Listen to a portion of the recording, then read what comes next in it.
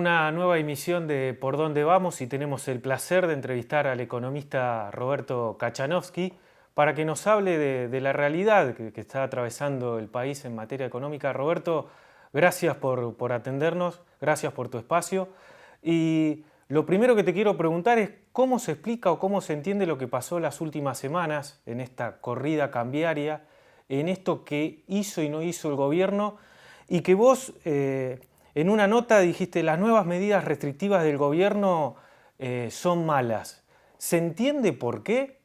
Primero, esta corrida cambiaria que hubo las 2 semanas y las medidas que tomó el gobierno para frenar el dólar. En la Argentina el problema que hay es que cuando vos pones un precio máximo, primero, cuando vos pones un cepo, nadie entra para después no salir. O sea, no van a entrar dólares si después no pueden salir. Primera restricción, con lo cual ya estás reduciendo la oferta. Si además pones un precio artificialmente bajo, porque pones un tipo de cambio oficial bajo, eh, a ver, si pones un tipo de cambio oficial siempre lo vas a poner por debajo del nivel de mercado. ¿Por qué? Porque supone que el mercado opera a un precio de 100, está en equilibrio. Cuando el Estado pone un precio máximo, en este caso para el dólar, no lo va a poner en 110, o sea, por arriba del nivel al que opera el mercado. No tiene ningún sentido. Y tampoco tendría sentido ponerlo en 100. Solo tiene sentido ponerlo en, no sé, 90. O sea, por debajo del nivel de mercado. ¿Para qué voy a poner un precio máximo si el mercado opera por debajo de ese precio? Entonces, si pongo el precio máximo por debajo del nivel de mercado, lo que va a ocurrir es que va a aumentar la demanda y va a reducirse además la oferta. Además del cepo, se va a reducir la oferta porque nadie va a querer vender los dólares para. Entonces ahí vas a tener un faltante de dólares que es lo que estás teniendo. Si al mismo tiempo tenés a un gobierno que está en este momento gastando a marcha forzada y emitiendo moneda, te diría que es inevitable que vayas a tener este tipo de corridas que estamos viendo hoy en día, ¿no? A ver, hay una cuestión que está sucediendo con este gobierno que el asalariado, o sea, o la clase media, lo digo como hasta como ejemplo personal, ¿no? Que no se puede ni siquiera ahorrar en estos momentos. Hemos perdido totalmente el poder adquisitivo y más con la devaluación del peso. ¿En algún momento se puede revertir o la bomba que viene va a ser inevitable para que le toque quien le toque?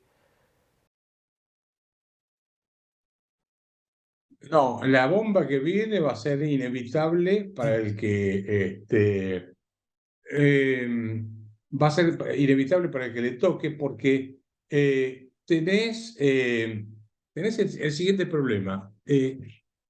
El gobierno lo que hace es, además de tener un gasto público muy grande, Sí. lo que hizo fue emitir moneda para financiar el déficit fiscal y al mismo tiempo retira del mercado pesos colocando las famosas LELIQs y ese tipo de cosas. Entonces, lo que está ocurriendo es que hoy la principal causa de emisión de moneda del Banco Central no es solamente el déficit fiscal, sino el déficit del Banco Central. O sea, no es solamente el déficit del Tesoro, sino del Banco Central. El Banco Central tiene un stock de deuda en todos esos instrumentos de 13 billones de pesos. 13 billones. La tasa que está pagando ahora se más que duplica por año, así que se dispara la emisión por ese lado.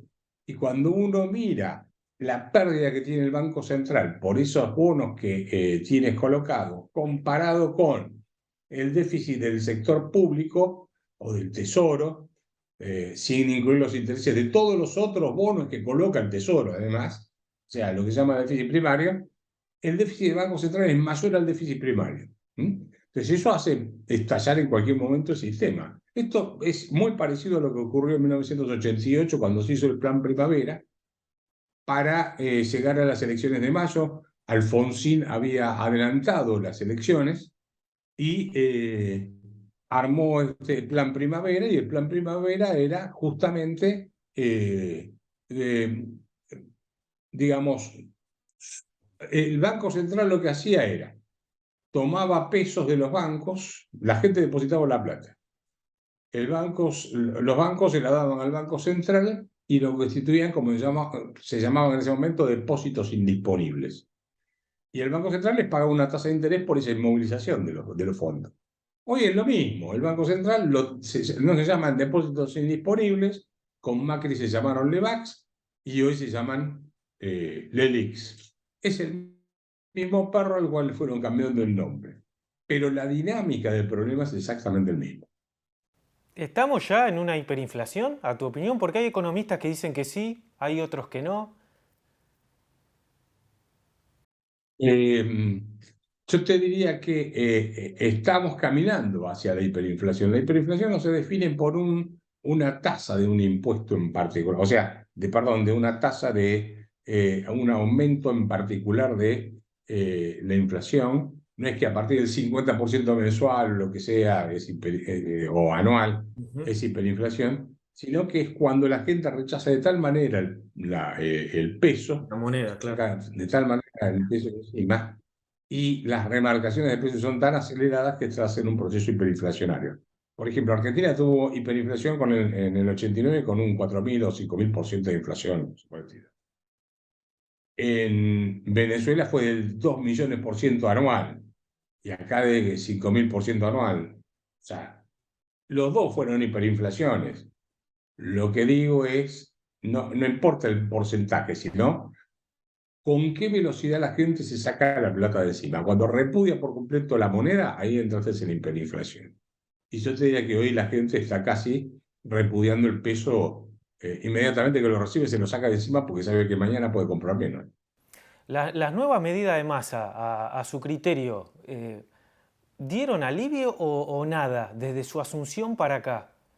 Porque hay como un desgobierno, ¿no? Ya un presidente ausente y un ministro de Economía que parece que maneja el país. Massa lo que está haciendo es aumentar los problemas para ver si se los deja al próximo gobierno. Primero intentaban llegar a octubre, ahora están intentando llegar a agosto. Y bueno, obviamente los tiempos se acortan, fíjate que tomaron medidas y lo que ocurrió el martes con el Blue fue que volvió a subir, Sí. no es que tranquilizaron el mercado, de manera que ahora están en Brasil negociando a ver si pueden de alguna manera este, conseguir que nos den crédito comercial. O sea, ya lo hicieron, lo están haciendo con Japón, perdón, con China, con el tema del swap con China. Y bueno, mira, dame crédito en SED que te pago las importaciones con SED, que esto es, dame crédito, que el próximo gobierno te lo pague. Ahora van a hacer lo mismo con el gobierno de Brasil. No sé qué le hará, todavía no lo sabemos, pero están transfiriendo todos los problemas para el futuro, nada más que eso. ¿Hay un nuevo corralito? Porque, a ver, te leí por Twitter que vamos camino hacia un nuevo corralito con estas nuevas medidas y estas nuevas restricciones. Sí, lo que está haciendo el gobierno es decirte, mira, vos no podés comprar dólares contado con líquido, no podés ir por el MEP. Te estoy poniendo un corralito para que quedes en pesos, con los pesos en tu casa o en el banco, pero no los puedes usar casi, sí. O los puedes usar girando, pero no te puedes ir a ningún otro lado que no sea eso. Le consulto si escuchó a Cristina Kirchner el jueves pasado eh, para hacer también un No, no, no, en análisis. general no la escucho. No, ¿no? No, no la escucho. No. No, a ver, yo discursos de barricada no me interesan, ¿sí? O sea, esos discursos donde no te van a dejar nada y van a decir un montón de estupideces no me interesa. Es perder el tiempo. Yo entiendo que al periodismo le puede interesar, etcétera, pero a mí profesionalmente no me sirve para nada, ni espiritualmente ni profesionalmente. Así que sí, obviamente después miro por arriba alguna cosa que pudo haber dicho, pero le sale toda la ordinariez y la vulgaridad que tiene por de adentro sin ningún límite, y además de eso, la ignorancia le aflora con toda impunidad, ¿no? Sí, porque habló de la cuestión económica, digo, como un repaso de la historia y se refirió también a un consenso de las diferentes fuerzas como para salir adelante. O sea, el kirchnerismo que hable de consenso con otras fuerzas para salir adelante, algo extraño, por eso le preguntaba. Y es medio ridículo, es como sentarse con Fidel Castro, con Chávez, a tratar de hacer un consenso democrático, ¿viste? Es una cosa por el estilo. A ver, no es cuestión de solamente de la economía, sino el rol de las instituciones. Cuando digo el rol de las instituciones, digo, eh, eh, si vas a vivir en un sistema democrático o una autocracia. Pues vos podés resolver dentro de una dictadura el problema económico, podés resolverlo transitoriamente, pero la idea es tener un sistema republicano, una democracia republicana con una economía de mercado. No. Además que ellos piensan que en otra cosa, desde el punto de vista económico, es muy difícil ponerse de acuerdo. Sí, porque encima el gobierno habla que A ver, yo no los creo números que de la la cámpora economía vaya a son... generar Sí, perdón, ¿eh? no creo que la cámpora vaya a generar el más mínimo interés o la menor capacidad, van a tener la menor capacidad de generar algo de confianza, ¿no es cierto?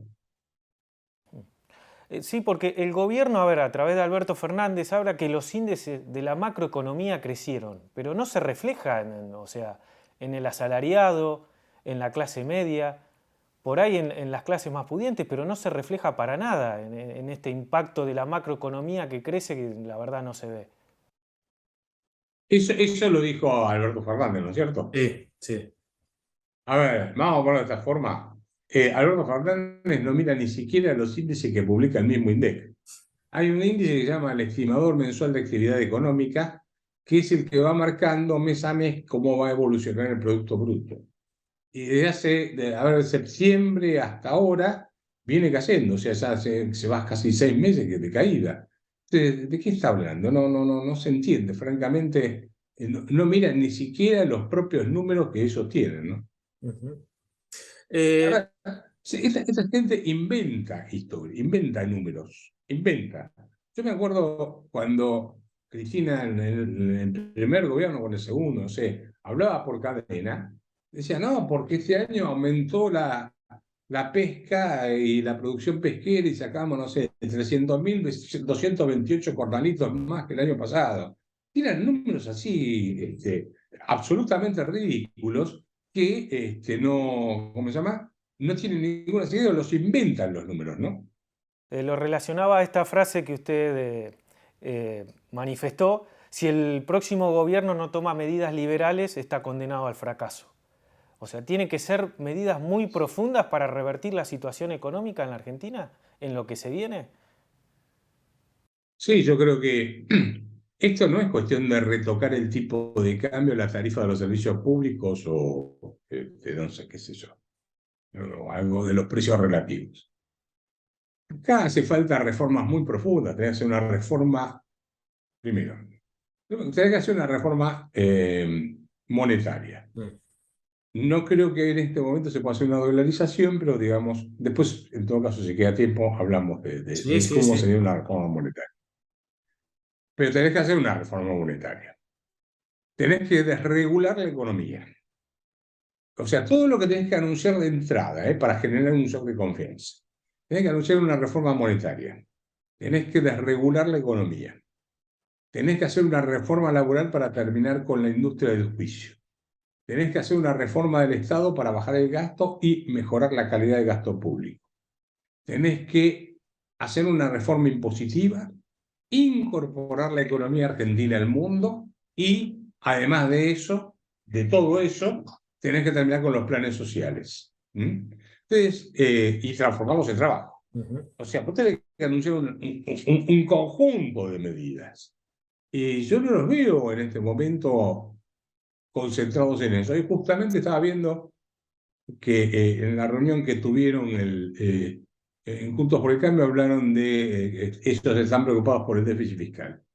Déficit fiscal sí, entiendo, tenés que estar preocupado, pero donde tenés que estar preocupado es en el nivel de gasto público. Mm. Si vos tenés un gasto público, suponete que tenés equilibrio fiscal con un 50% de gasto público.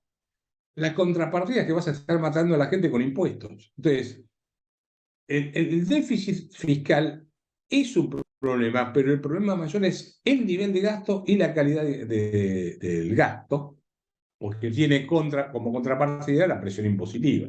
Entonces, me parece que no están entendiendo el problema. Acá el problema, yo te voy a decir lo que decía mi amigo Armando Rivas, un economista cubano que falleció hace años, hace unos años atrás, en la pandemia justo.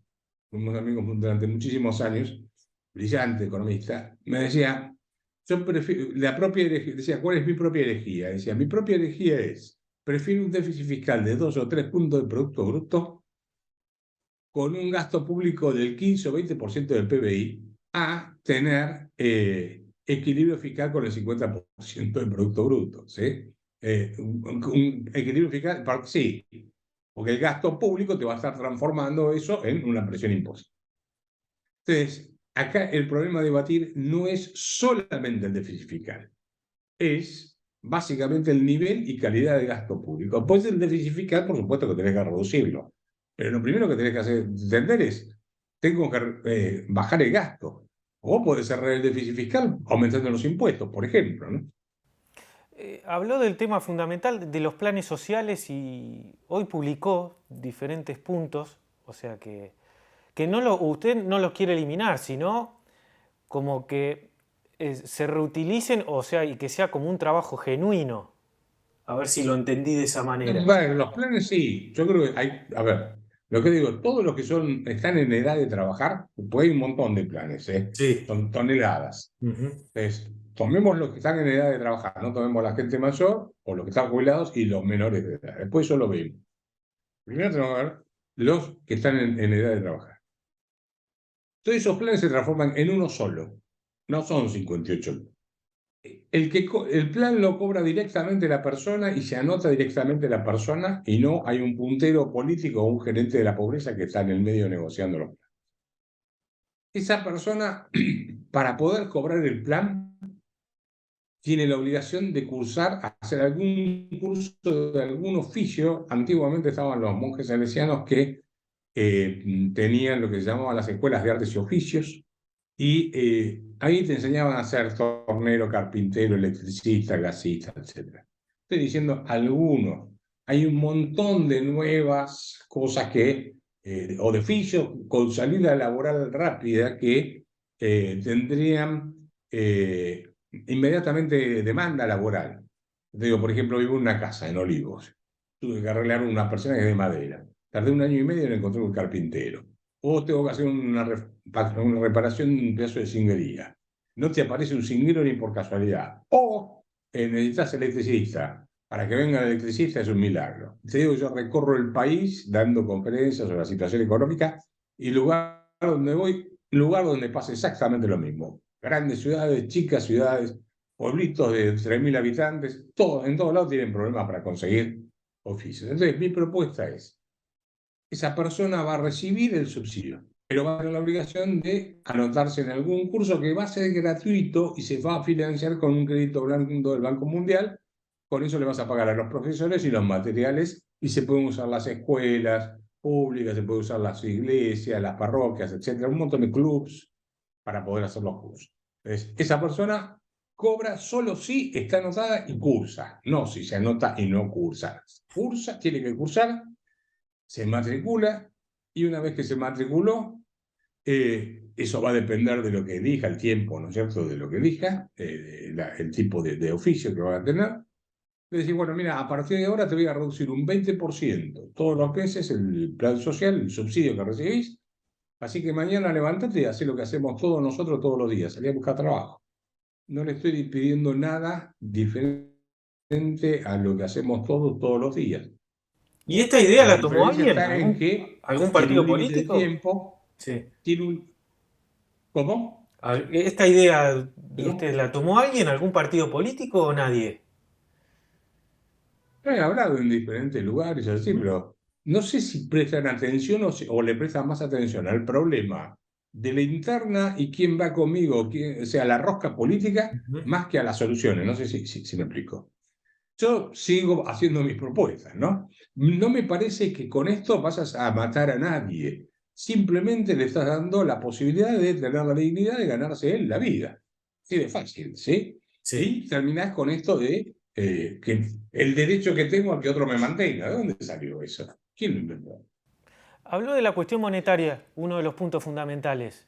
Eh, ¿Y es viable la dolarización que plantea en este caso Javier Milei?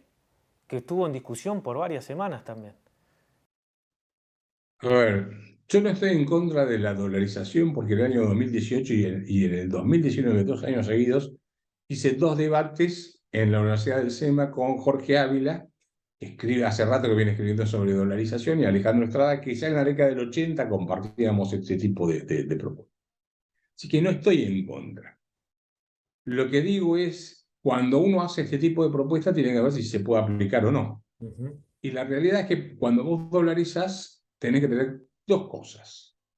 En primer lugar, tenés que tener los dólares como para rescatar el circulante. O sea, la plata que está circulando, vos le decís, de traerme los pesos, toman los dólares. El Banco Central no tiene dólares. Estábamos hablando antes de que están siendo por todos lados a ver si le dan crédito comercial porque no hay más dólares para pagar importaciones. Punto uno. Punto dos, te digo, tenés una deuda que tiene el Banco Central con los bancos, y los bancos compraron esa deuda del Banco Central con depósitos de la gente por el equivalente a unos, el tipo de cambio blue, de unos 30 a 35 mil millones de dólares, o por ahí anda más o menos. Entonces, vos, cuando dolarizás, cerrás el Banco Central, tenés que hacer el pasivo. Entonces, ¿de dónde van a salir esos dólares? Entonces, ahí surge una propuesta que tiene mi sobrino junto con Emilio Campo, que escribieron un libro que me lo mandaron antes y lo debatimos 4 veces bastante. Y dije, guarda, porque está este problema, no estás teniendo cómo solucionarlo. Entonces, tiene una propuesta que es armar un fideicomiso que un poco se las tomó Milei, no sé si la entendió, eh, pero lo que está proponiendo Milei no entiende el problema. Lo dice, pero se ve que no lo conoce. El otro día me cruzaron ahí en TL con él Ujú. y se puso a hablar del caso de Ecuador. Y yo hablé con Alizaga, que fue el ministro de Finanzas que hizo la dolarización en el año 2000. Lo hice por Zoom con 3 economistas más. Le dije, bueno, ¿cómo hicieron para dolarizar? Y es un mundo totalmente diferente, porque en Ecuador tenían los dólares para rescatar el circulante, acá no están. Y además en Ecuador, el Banco Central de Ecuador no tenía la deuda con, con los bancos como el Banco Central de Ecuador no tenía la deuda con los bancos como acá existe. Y en tercer lugar, no cerraron el Banco Central de Ecuador, sigue existiendo, que actúa como controlar, hace la función de controlar el sistema financiero y ese tipo de cosas.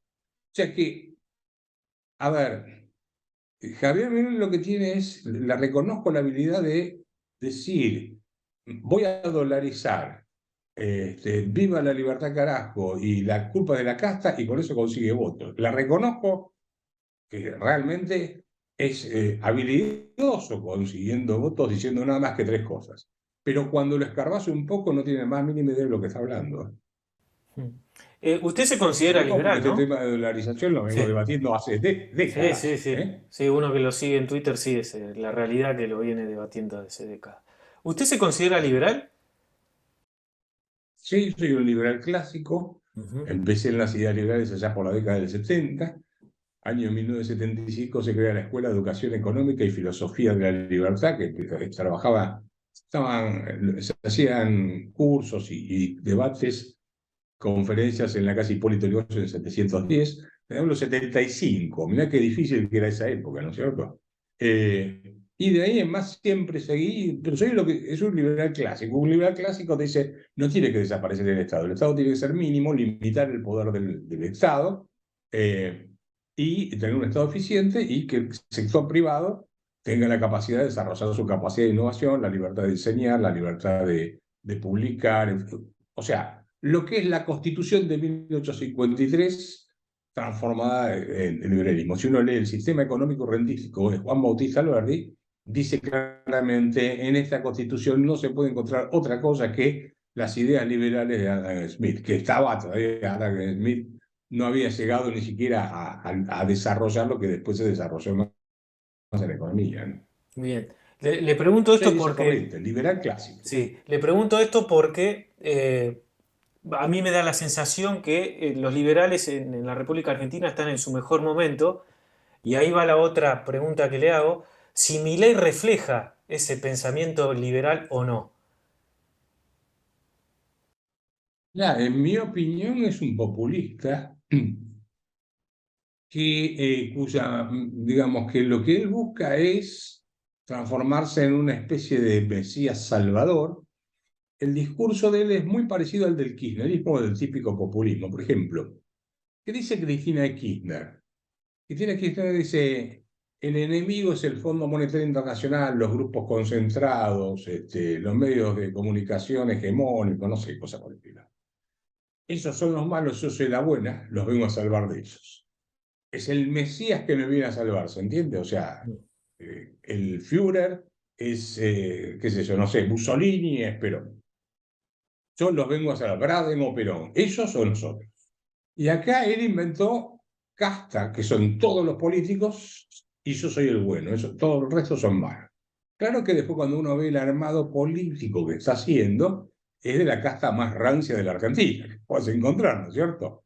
Pero bueno, por eso digo, él es un populista que toma algunas cosas del liberalismo, no termina de entender el concepto del liberalismo de su sentido más amplio, que no es tengo que seguir a una persona que me va a salvar, sino que sigo instituciones, reglas de juego, principios, valores. Si vos te fijás, la generación del 80, una generación donde el único que repitió una elección fue Roca. El resto hizo su mandato y se fue a su casa. No se presentaron como mesías salvadores, se presentaron como políticos que se peleaban a muerte entre ellos, Roca con Pellegrini, con Mitre, etcétera, pero tenían una visión de país de largo plazo. Acá es alguien que se presenta como el salvador, el mesías que viene a salvar a la sociedad del enemigo que es la casta. Y eso, el liberalismo no tiene, con eso no tiene nada que ver el liberalismo, tiene que ver más con un Mussolini, con un Perón del 45, con un Führer, no por el nazismo del el asesinato de los judíos, la masacre de los judíos, sino el Mesías que venía a salvar a Alemania, ese tipo de personaje. O el mismo Chávez, cuando llega en el 99, si yo mal no recuerdo, que es electo por primera vez presidente, es lo mismo, el discurso era, todos los políticos son unos chorros, yo soy el salvador de los políticos. Roberto, gracias por su tiempo. Le queremos agradecer por su tiempo, por esta predisposición y por explicarnos también de la economía que en estos momentos es importante. Gracias a ustedes por el tiempo que me dieron. Gracias. Gracias.